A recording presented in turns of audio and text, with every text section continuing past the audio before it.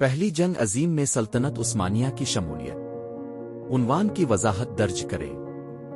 پہلی جنگ عظیم میں سلطنت عثمانیہ کی شمولیت آغاز اس وقت ہوا جب حال ہی میں خریدے گئے اس کے 2 جہاز بحری جہازوں نے اپنے جرمن عملے کے ساتھ اور ان کے جرمن ایڈمرل کے زیر انتظام بحری جہاز پر بحر اسود کے چھاپے میں روسی بندرگاہوں کے خلاف اچانک 29 اکتوبر 1914 کو حملہ کیا۔ روس نے 1 نومبر 1914 کو جنگ کا اعلان کرتے ہوئے جواب دیا اور روس کے اتحادیوں برطانیہ اور فرانس نے اس کے بعد 5 نومبر 1914 کو سلطنت عثمانیہ کے خلاف جنگ کا اعلان کیا۔ عثمانی کارروائی کی وجوہات فوری طور پر واضح نہیں ہو سکیں۔ یہ فیصلہ بالآخر سینکڑوں ہزار عثمانیوں کی ہلاکت، آرمینی نسل کشی، سلطنت کے تحلیل اور خلافت اسلامیہ کے خاتمے کا باعث بنا۔ پس منظر 3۔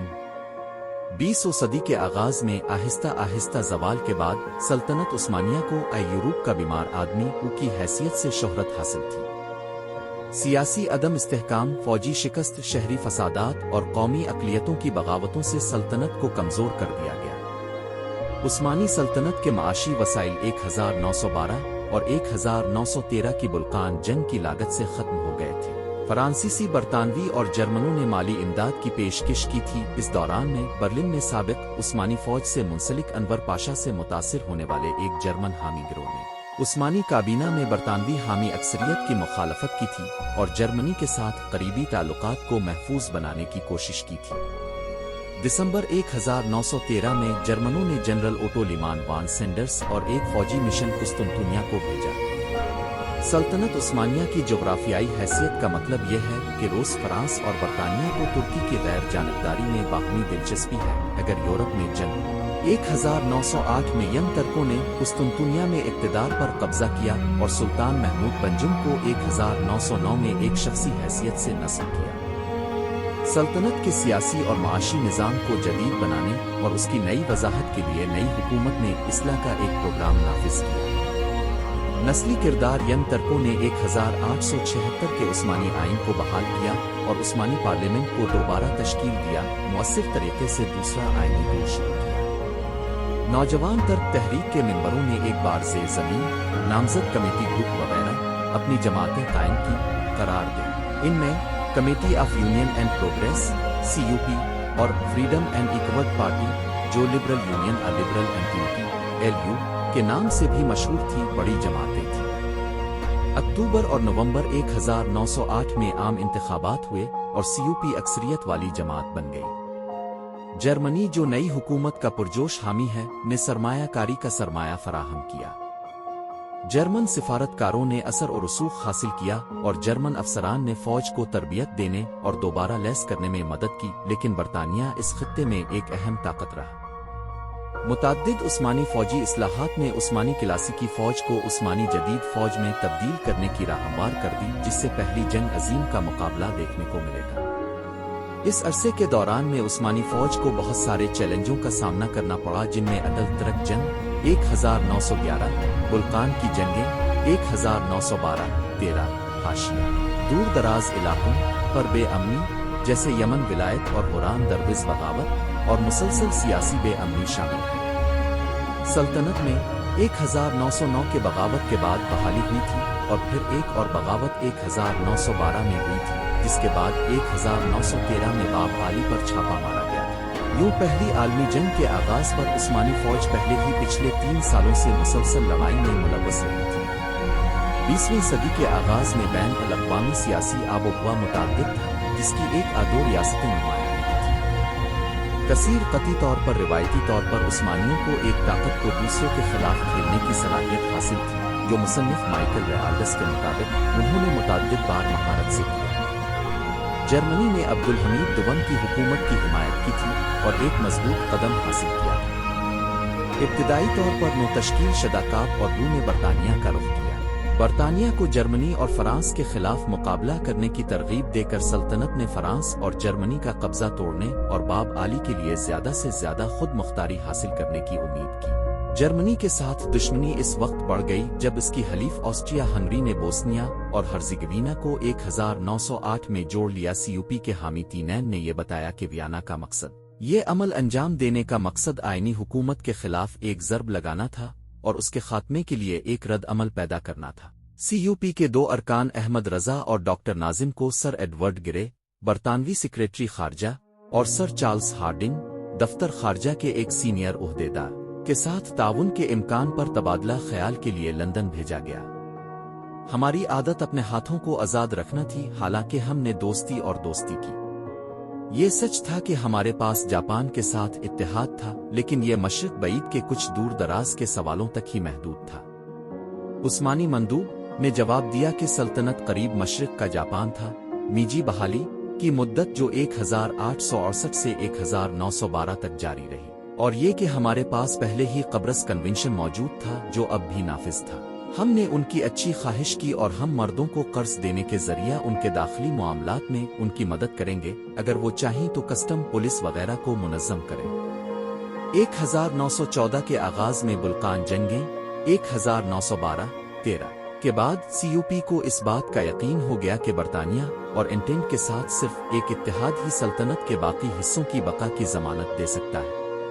برطانیہ کے رد عمل سر لوئس مارلیٹ، جو 1914 میں پورٹ میں برطانیہ کے سفیر بنے، نے نوٹ کیا۔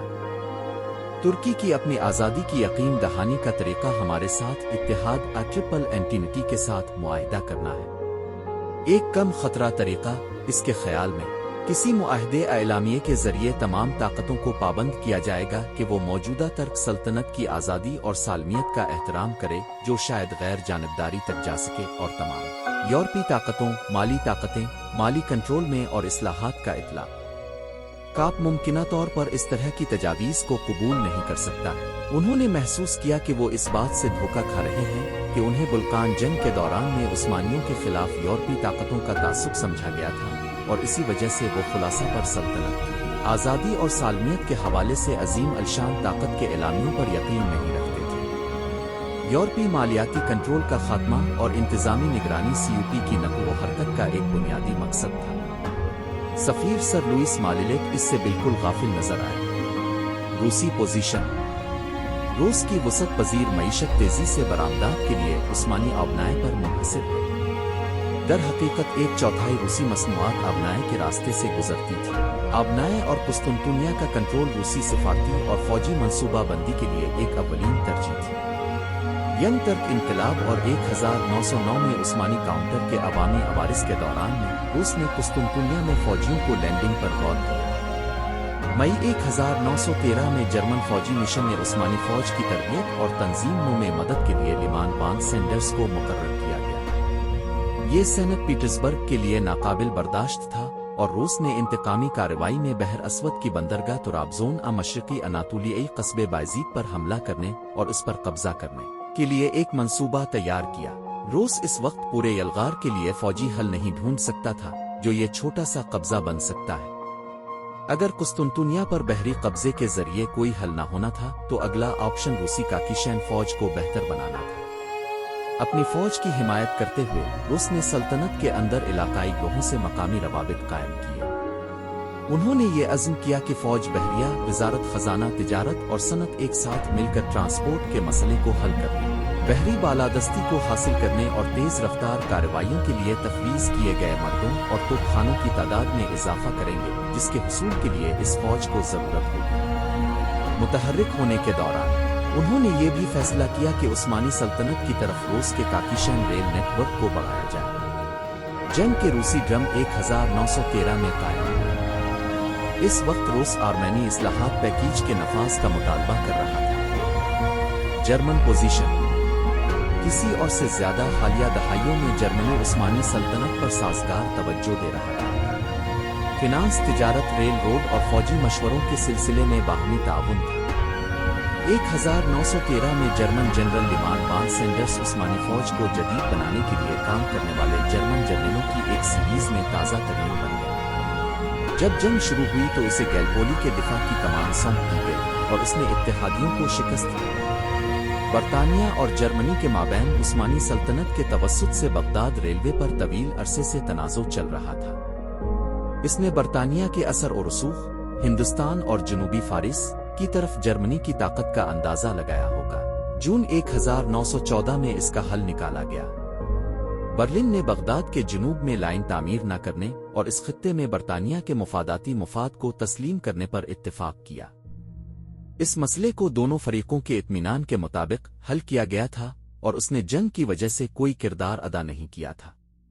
انور بے بعد میں انور پاشا وزیر جنگ برائے عثمانی سلطنت۔ اتحاد 1914 میں آرچ ڈیوک فرینز فرڈینینڈ کاف قتل پر جولائی کے بحران کے دوران میں جرمن سفارتکاروں نے ترکی کو روس مخالف اتحاد اور کاکیشیا شمال مغربی ایران اور ٹرانس کاسپیا میں علاقائی فوائد کی پیشکش کی۔ کابینہ میں برطانوی حامی دھڑے کو الگ تھلگ کر دیا گیا تھا کیونکہ برطانوی سفیر نے 18 اگست تک رخصت لے لی تھی۔ جیسے جیسے یورپ میں بحران گہرا ہوا، عثمانی پالیسی علاقائی سالمیت اور ممکنہ فوائد کی ضمانت حاصل کرنا تھی، اس سے لائم کہ برطانیہ یورپی جنگ میں داخل ہو سکتا ہے۔ 30 جولائی 1914 کو یورپ میں جنگ شروع ہونے کے 2 دن بعد عثمانی رہنماؤں نے روس کے خلاف ایک خفیہ عثمانی جرمنی اتحاد بنانے پر اتفاق کیا، حالانکہ اس کے لیے انہیں فوجی کارروائی کرنے کی ضرورت نہیں تھی۔ 22 جولائی کو عثمانی وزیر جنگ اسماعیل انور پاشا نے قسطنطنیہ میں جرمنی کے سفیر بیرن ہنس فرروان وانجینہیم کے لیے عثمانی جرمنی اتحاد کی تجویز پیش کی تھی۔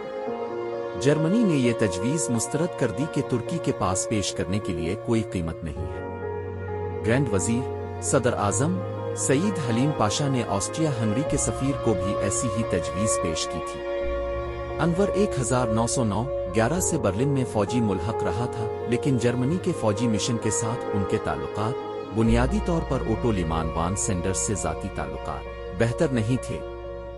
اس نے اپنے فوجیوں اور فوج پر اعتماد کیا اور جرمن فوجی مداخلت پر سخت ناراضی ظاہر کی۔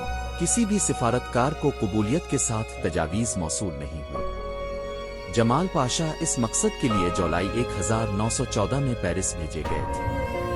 وہ فرانسیسی فوجی سجاوٹ کے ساتھ قسطنطنیہ لوٹ گیا، لیکن اتحاد نہیں ہوا۔ ابتدا میں عثمانی حکومت